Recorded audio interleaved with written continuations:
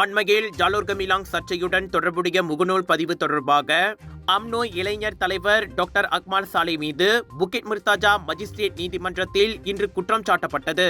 பொதுமக்களுக்கு அச்சுறுத்தும் அல்லது பதட்டத்தை ஏற்படுத்தும் வகையில் அறிக்கைகளை வெளியிட்டதாக குற்றவியல் சட்டத்தின் 505வது பி விதியின் கீழ் அக்மால் மீது குற்றம் சாட்டப்பட்டது. இந்த குற்றச்சாட்டு ஆகஸ்ட் 11ஆம் தேதியன்று அக்மாலின் முகநூல் கணக்கில் வெளியிடப்பட்ட ஒரு வீடியோவுடன் தொடர்புடையதாகும்.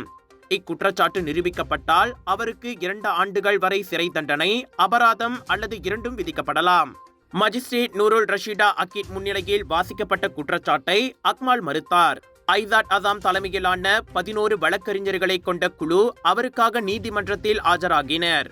ஒரு நபர் உத்தரவாதத்தின் கீழ் 5000 ரிங்கேட் ஜாமீன் அவருக்கு அனுமதிக்கப்பட்டது. வழக்கிற்கான அடுத்த தேதியை முடிவு செய்வதற்காக செப்டம்பர் 22ஆம் தேதிக்கு இந்த வழக்கு ஒத்திவைக்கப்பட்டது.